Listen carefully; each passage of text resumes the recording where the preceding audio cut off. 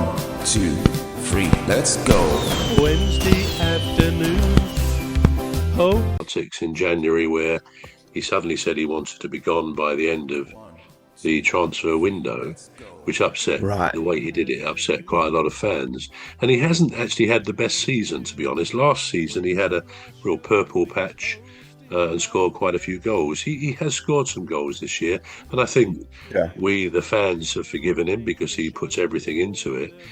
It's difficult to answer that question because you're talking of a striker and you're talking of a central defender. So I guess it would depend on the makeup of the team. But if I had to say which one I would prefer to have in the team, I would say it would be Lacroix, Maxence. Yeah. That's fine. That's where we're going. That's where we had a problem. The problem that we had was Mateta.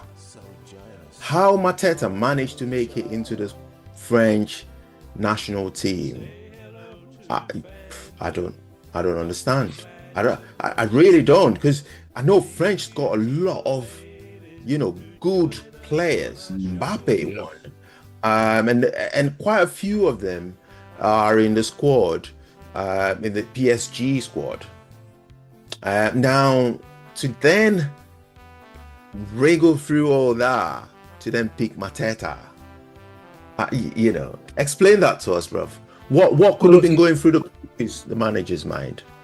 Well, a number of things, I suppose. But to be fair to him, last season, which culminated in Palace winning the FA Cup, as you know, and then the the Community Shield, he was good. I mean, when he first came to Palace, I don't know, 3 years ago, whatever it was, he wasn't very good, and he alternated with somebody else called Edouard, who'd come down from Celtic, and it was a choice between the two. They were not bad footballers, but they didn't really turn it on for Palace. They hadn't probably been in our Premier League, and therefore the pace of it came as a bit of a shock. But after a while, I think particularly after Edouard had gone, or maybe just before, Mateta started to impress and improve, and he made the centre-forward spot his own. And I would say, if you go back to some of the games, quite a lot of the games last season, he scored quite a lot of goals. I should know how many it is, but I don't know off the top of my head. But he did score some important goals. And I think the other side to that, so I think that in itself, in any league, in any national side, the big difficulty for lots of teams is finding someone who is a natural goal scorer. Now, we've got people like Harry Kane, who's excellent, and we could name others. But league teams often find that difficult. Well, we felt at Palace we had found someone who was knocking in some goals, and maybe the French team felt, let's give him a go. And on his first game for France, he did score, and I believe he scored another one a couple of games later. So it's not as if he did nothing when he got there. The other thing with JP Mateta is he is a huge personality, and you may say, so what? But you know what? He's brilliant by all accounts in the dressing room. I mean, you whenever someone scores for Palace, he sort of tries to copy their celebration. He's just got that. He's like a grown-up toddler. He's like a big toddler, and coming off the pitch when Palace have won, they follow him down to the dressing room with the cameras, and he's screaming and shouting, and all the other players are sort of looking a bit embarrassed and saying, shut up, JP, and all that. But they love him to death. And so whether the French management team thought, we know from, because they obviously liaise with team managers over here as well, he'd be great in the dressing room. He sparks everybody, everyone, and they want to win. That's the most important thing. It's not a drab or a bit miserable today. He's alive and to the point. I mean, Glasner, I've sometimes said, he's so excitable. He says sometimes too much. I remember when Glasner said that in a press conference afterwards. Sometimes he's too much for people around. Say hello to old Mimi, Dr. Gladys and Rose, three beautiful ladies who join us on our shows. There's one other bro, sometimes joins us on the show. Afterwards, sometimes he's too much for people around him, but I can only think that may have gone in his favour. The fact that he is this bubbly personality who, I mean, Oliver Glasner also said, any new players that come to the club, on day one, JP is their best friend. He welcomes people in. He makes them feel welcome, and he just has got that way about him.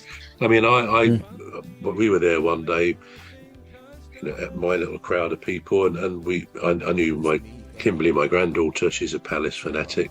She's off to Leipzig next week. And JP was walking just before a match, and I said, "Oh, JP, can you just get a selfie with Kimberly, please?"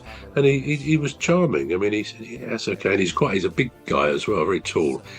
And but we got this great picture of him with Kimberly. So he's just got that nice way about him. He's a fans player, no doubt about it. And if that's part of the decision, maybe it is. Then good luck to him. I can't really give any other reasons because he hasn't had the best season this season. So, yeah, it's a difficult one. Okay. Well, Tony, anything to say on Mateta? I know we talked about it last week, just you and me. But are you satisfied with the explanation that Brov's given? I mean, yeah, sure. I mean, if anyone's going to understand what Mateta is, Trevor, he is the Crystal Palace fan. Absolutely. There's nothing much I can add on to that as well. No. So his explanation is as good as it's gonna get. So. Yeah, I like the explanation actually, because we were scratching our heads last week, right? Yeah. I think also, just the other thing, just to throw in there, of course, because he did get picked for the first time at the beginning of the season or the end of last season. Yeah. I think international managers, like other managers, they're probably decent people. So rather than having selected him, and he scored a couple of goals in the, 3 or 4 games he had, to then discard him, even though he may not have had a particularly good season, it would seem possibly a bit harsh. And probably he also knows that, like all the managers in the World Cup, he's going to have to offload a few people for the final selection. So he may be picking people on the fringe like Mateta perhaps, and he will then discard him when that time comes. So I think there's some politics in that as well. You got to manage people. You can't pick them and then if they have a rough time just drop them like a stone. Maybe some people can do that, but I think it's much better to be a bit of a diplomat and make people feel wanted, because that's going to get you success in the longer run, isn't it? Yeah, that's true.